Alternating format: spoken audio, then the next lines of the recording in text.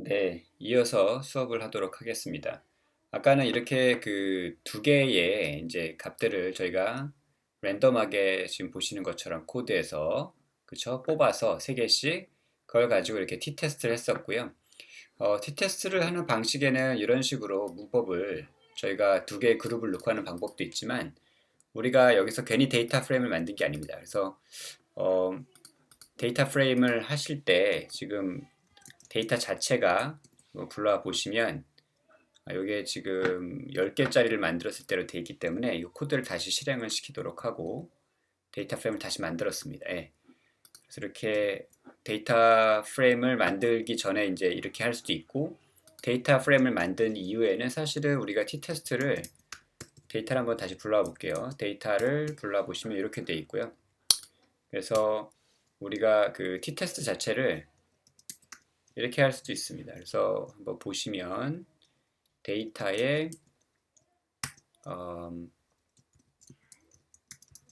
measurement를 우리가 이 표시 기억나실지 모르겠지만 뭐뭐에 따라서란 뜻이었고요. 데이터의 experiment에 따라서 해달라 이렇게 해도 사실 우리가 이제 같은 결과를 얻을 수가 있어요. 지금 보시면 여기에 이 p-value는 이제 이 랜덤하게 뽑은 게 우리가 한번 여기에 코드를 다시 실행시키면 달라졌기 때문에 이 부분이 지금 p-value가 0.1로서 굉장히 높게 나오고 그러면 원래 그 귀무가설을 기각하지 못하고 따라서 두 개의 평균 사이엔 차이가 없다라고 하는 결론을 내리게 됩니다. 그래서 제가 여러분들한테 한 가지 주지시켜주고 싶은 부분이 이건데 이거를 시뮬레이션을 이렇게 여러 번 해보면 제가 이걸 또 다시 해볼게요. 다시 또 해보고 컨트롤과 트리트먼트 데이터를 만들고 데이터 프레임을 만든 이후에 그 다음에 두 번째로 t-테스트를 이렇게 다른 문법으로 이렇게 진행을 해보면 이번에도 좀 비슷한 게 나오죠. 만약에 제가 여기서 스탠다드 디비에이션 0.5로 잡고요. 그 다음에 다시 한번 해보죠. 사실은 랜덤하게 해보면 여러 번 하면서 가끔씩은 이렇게 p-value 값이 굉장히 작게 나오는 경우들을 볼 수가 있고요. 이렇게 보시면 이제 그 스탠다드 디비에이션 데이터들이 퍼져 있는 정도를 줄이면 p-value 값이 굉장히 낮게 나오는 걸 볼 수가 있어요. 이 경우는 두 그룹 사이의 평균 사이에 차이가 확실히 있다라고 하는 것을 우리가 통계적으로는 알 수 있는 겁니다. 그래서 이 p-value를 절대적으로 신뢰하시면 안 되고요. p-value에 영향을 미치는 이 요건에는 데이터들이 얼마만큼 조밀하게 이렇게 샘플링이 되어 있느냐, 즉 평균값 근처에 잘 몰려서 있느냐에 따라서도 결정이 되고요. 그 다음에 여러분들이 갖고 있는 이 샘플 사이즈에 따라서도 결정이 됩니다. 지금 3개밖에 없는데 요거를 제가 이렇게 원래 값으로 늘리고 요거를 샘플을 사이즈를 10개로 늘리면 아마 그 확실하게 또 다르게 나올 겁니다. 한번 제가 다시 테스트를 해보면 0.0005 이렇게 굉장히 p-value가 작게 나오는 걸 볼 수가 있고요. 만약에 똑같이 스탠다드 디비에이션이 1인데 아까처럼 샘플 사이즈를 3이나 4 정도로 잡으면 3으로 다시 잡아볼게요. 다시 잡고 이렇게 데이터 프레임 만든 후에 다시 t-테스트를 하면 이 경우에는 p-value 값이 높게 나오는 걸 볼 수가 있지 않습니까?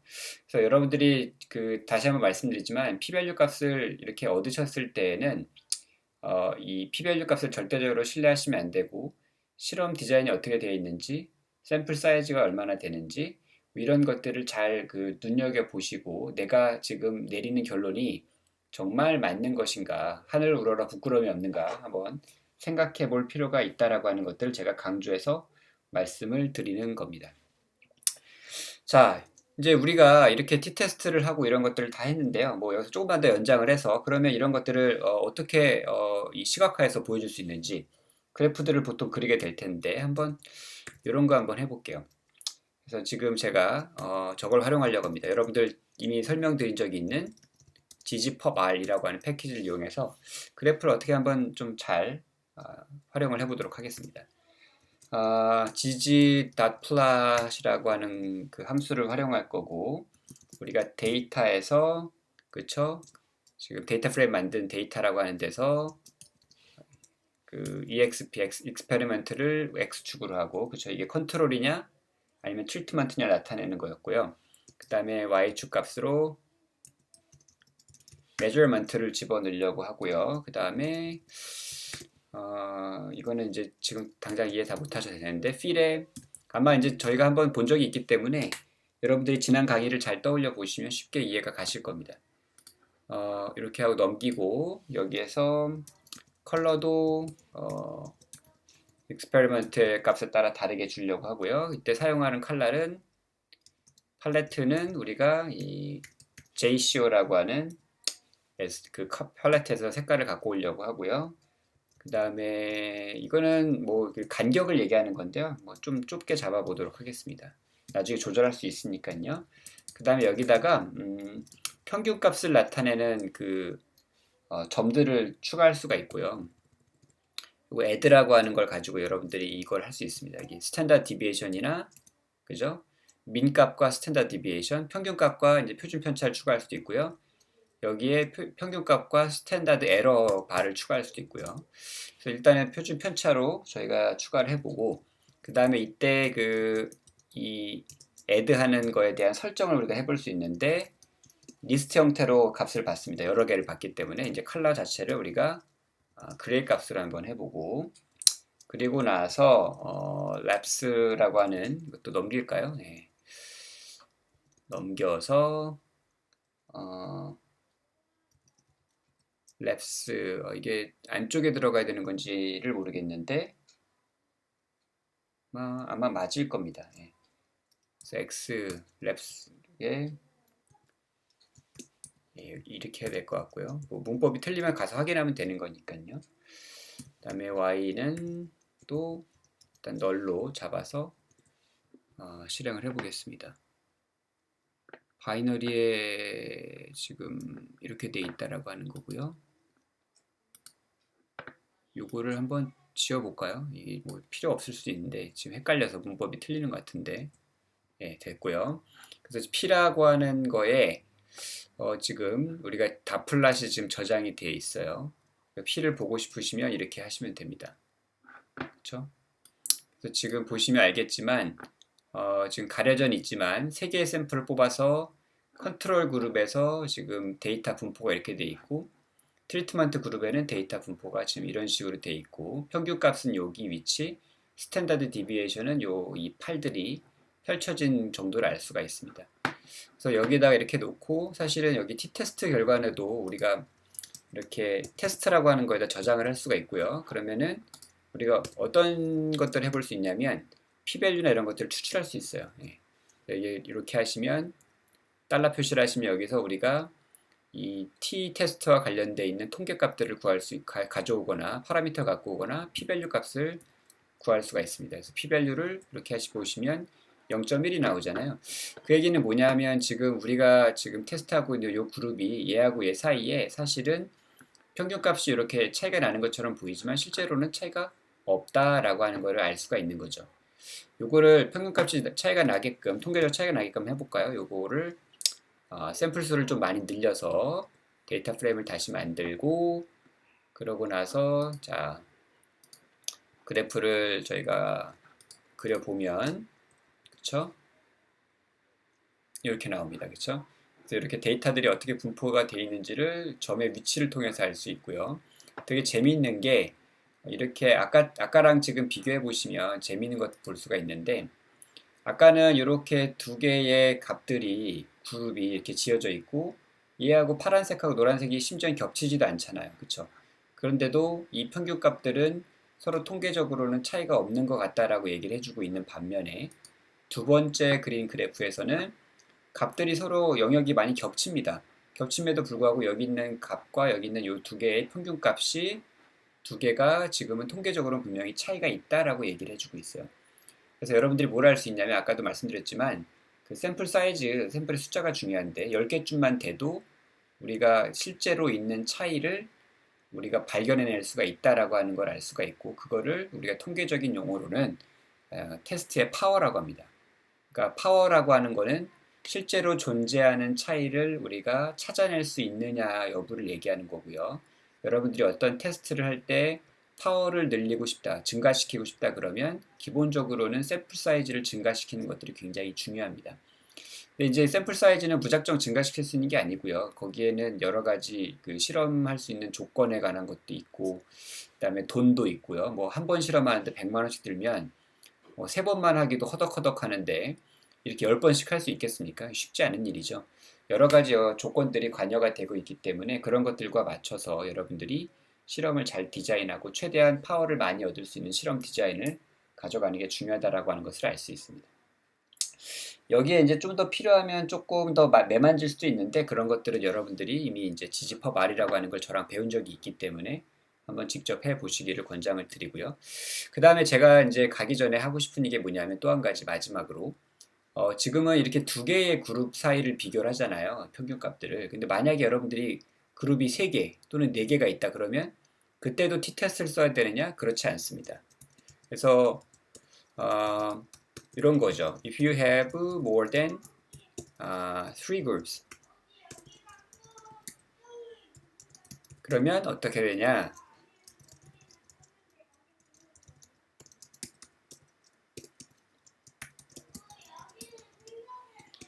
그래서 t-테스트를 바로 돌리면 안 됩니다. 예, 그래서 어떻게 해야 되는지를 제가 기계적으로 한번 보여드릴게요. 그래서 이거를 위해서는 좀 데이터가 필요한데, 그거를 불러오죠. 얘를 제가 이것도 자료로 올려드릴 텐데요. 자, 추주 디렉토리 하셔서 드랍박스에 티칭에 가셔서 클래스, 저 같은 경우에 여기에 지금 저장이 되어 있기 때문에 스탯 이그젬플이 있고요. 그래서 여기에서 제가 이그젬플이라고 해서 여기서 CSV 파일을 한번 불러보겠습니다. stat example.csv로 되어 있고요. 이거를 불러오시면 되고 separator는 당연히 콤마 할 거고요. 헤더는 true. 헤드라인이 없다라고 지금 나오고 있는데 이그잼이 지금 제대로 불러와진 걸까요? 한번 봅시다. 예, 불러와지긴 했습니다. 예, 상관없을 것 같고요.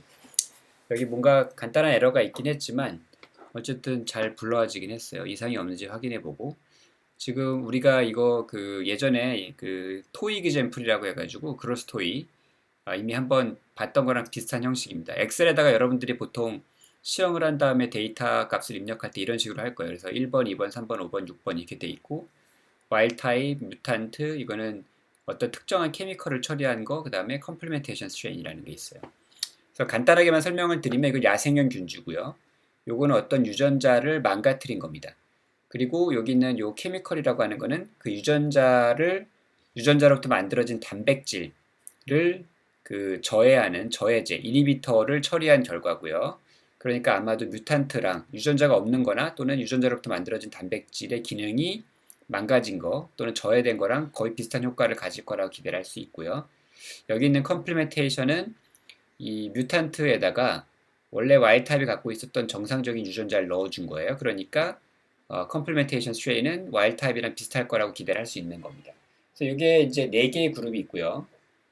4개의 그룹에 어떤 우리가 측정한 값들의 평균 값들이 차이가 있는지 누가 누구하고 차이가 있는지에 이제 관심이 있습니다. 그것들을 우리가 해결을 좀 해야 되는데 그래서 이거를 가지고 그냥 작업할 수가 없으니까 여러분 잘 아시다시피 이게 지금 타이디한 데이터가 아니잖아요. 그래서 우리가 어떻게 했습니까? 데이터 1 해서 멜트 하셨잖아요. 기억나십니까? 그래서 우리가 이그잼 데이터를 가지고 할 거고 id bar 였나요? 맞습니까? reshape 2를 안 불러왔죠. 불러와서 해야지만 쓸 수가 있습니다. reshape 2 패키지를 불러오고 그러면 이제 여기에 딱 자동으로 뜨겠죠. id bars 그쵸? 돼 있고 그래서 우리가 id를 쓸 거는 strain이고요. 그 다음에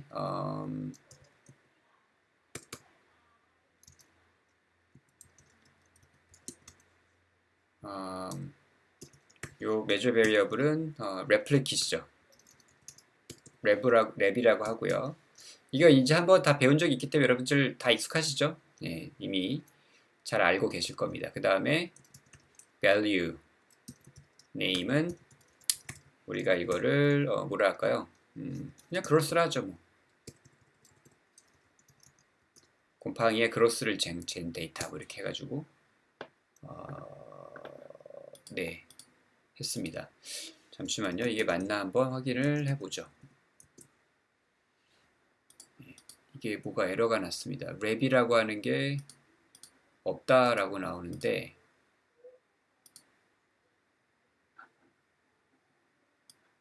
잠시만요. 제가 지금 랩이라고 하는 게 없다고 나오기 때문에 measure variable 빼고도 할 수 있습니다. 자동으로 할당을 해주겠죠. 나중에 고치면 되니까. 예, 됐어요. 그래서 데이터 1을 가서 한번 살펴보시면 이렇게 나오고요. 여기에 지금 variable이라고만 표시가 되어 있는데 전혀 상관없습니다. 그쵸?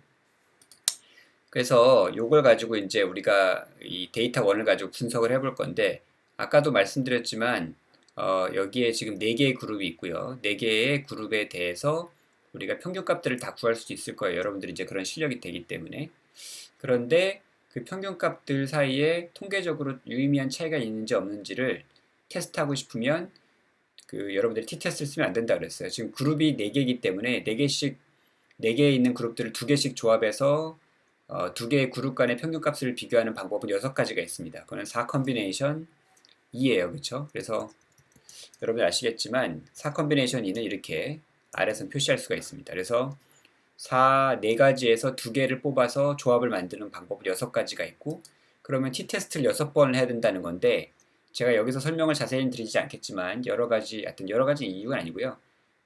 통계적인 이유로 그런 분석은 불가능합니다. 그렇게 하면 안 돼요. 옳은 방법이 아니에요. 불가능하게 하다기보다는 옳지 않은 방법입니다. 그래서 이때는 뭘 해야 되냐면 흔히 말하는 아노바라고 하는 걸 해야 돼요. 아노바는 뭐의 약자냐면 Analysis of Variance, 분산 분석이라는 거의 약자고요. 우리가 여기에 대해서 아노바를 간단하게 어떻게 하는지를 좀 보여드리도록 하겠습니다. 지금 우리가 이 데이터 그대로 쓸 수 없고요. 여기 있는 거 한번 연습을 해볼까요? 우리가 지난 시간에 이미 정규 표현이라는 걸 배웠기 때문에 우리가 데이터 1에 있는 지금 베리어블 값들을 gsub이라고 하는 걸 이용해서 우리가 바꿔보도록 하겠습니다. 우리가 찾고자 하는 패턴은 바로 x고요. 그쵸? x를 없애고 싶죠. 아무것도 그래서 안 낼 겁니다. 따옴표 사이에. 그리고 우리가 관심 있는 이 대상이 바로 데이터 1의 베리어블이라고 하는 녀석이니까 이렇게 바꾸면 됩니다.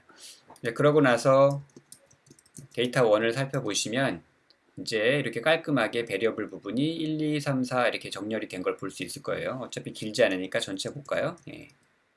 전체 보면 이렇게 1, 2, 3, 4, 5, 6으로 정리가 잘 되어 있습니다. 그렇죠? 그래서 스트레인별로 뭘 작업해 볼 수도 있고요. 베리어블별로도 작업을 해볼 수가 있고 여러 가지가 가능합니다. 근데 어쨌든 우리는 여기서 이제 아노바를 할 거고요. 아노바를 할 때는 이렇게 좀 해보도록 할게요. 자, AV라고 하는 이거 뭐 이상하게 오해하지 마시기 바랍니다. 그냥 아노바니까 AV라고 한 거고요. 여기서 이렇게 A of V라고 하는 함수가 있어요. 그래서 여기에 공식을 쓰면 되는데 앞에 우리가 t-테스트를 했을 때 어떤 y 값을 x 값에 따라서 뭐 이런 식으로 지금 돼 있었을 텐데 위에 올라가 보시면 데이터 프레임으로 바꾸고 나서는 measurement 값을 이 익스페리먼트의 종류에 따라서 t-테스트를 해주세요 라고 했던 거잖아요. 여기도 비슷합니다. 그래서 아노바라고 하는 즉 어널리시스 분산 분석을 할 때에 우리가 그로스 값을 뭐에 따라서 하는 거죠? 스트레인에 따라서 해주세요. 데이터는 데이터 1입니다 라고 하면 돼요. 자, 그럼 아무 일이 일어나지 않았죠. 그다음 이걸 한번 실행을 해보시면 아노바 결과도 이렇게 나와 있어요. 여기는 뭐 자세히 나와 있지 않은데 이거를 조금 더 구체적으로 보시려면 썸머리라고 하는 함수에다가 이 아노바를 주시면 돼요. 그러면 우리가 앞에서 봤던 것보다 좀 더 많은 데이터들 또는 정보들이 나오는 걸 볼 수 있고 그다음 여러분들이 뭘 저는 눈여겨보시길 바라냐면 여기 스트레인이 중요한데 스트레인별로 차이가 나는지를 보는 거잖아요. 그래서 지금 이 부분을 봐야 되는데 이게 p-value고요. p-value가 지금 스트레인별로 차이가 나는지에 대해서 평균값이 가서 확인해 보시면 7.84 곱하기 10의 마이너스 13승이란 뜻이고 엄청나게 p-밸류가 낮아요. 물론 p-밸류가 낮으면 낮을수록 좋은 건 아니지만 어쨌든 일반적으로 이렇게 낮다라고 하는 거는 이거는 무조건 이 네 개의 그룹들 사이에 누가 누구하고 차이가 있는지는 모르지만 그룹들의 평균값들 사이에 차이가 있다라고 하는 거를 얘기를 해주는 거고요. 그러면 이제 우리는 관심이 뭐가 있냐면 그러면 어느 그룹하고 어느 그룹이 얼마만큼 차이가 나는 거지 하는 거잖아요. 그렇죠? 그러면 여기 튜키 HSD라는 게 있어요. 이게 흔히 말하는 포스트훅 테스트라는 겁니다. 그래서 뭐냐면 아노바를 통해서 그룹들 간의 차이가 있다라고 하는 것을 인지를 하고 그 이후에 어느 그룹 간의 차이가 있는지를 보기 위해서 하는 통계 테스트를 우리가 포스트훅 테스트라고 합니다. 그래서 나중에 하는 테스트라는 뜻이잖아요. 포스트가. 그래서 이게 포스트훅 테스트에는 여러 가지가 있을 수는 있지만 그 중에서 조금 많이 쓰이는 것 중에 하나인 튜키 HSD라고 하는 HSD는 Unstatistically Significant Difference라는 뜻의 그 영어의 약자고요.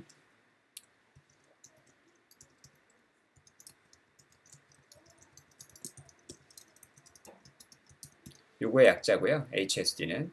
그래서 이게 자체가 튜키 HSD라는 함수 자체는 반드시 이렇게 그 아노바가 된 결과를 받습니다. 그래서 여기다가 여러분들이 AV라고 하는 아노바 된 거를 여기다 집어 넣으셔서 실행을 하셔야 됩니다. 자, 그러면 자, 어떻게 되죠? 스트레인별로 6개의 비교가 나온다고 말씀드렸잖아요. 그쵸? 6개, 그 4개의 스트레인이 있고 걔네들을 다 2개씩 비교하는 방법은 6개라고 했는데 그 6개의 비교를 다 해줍니다.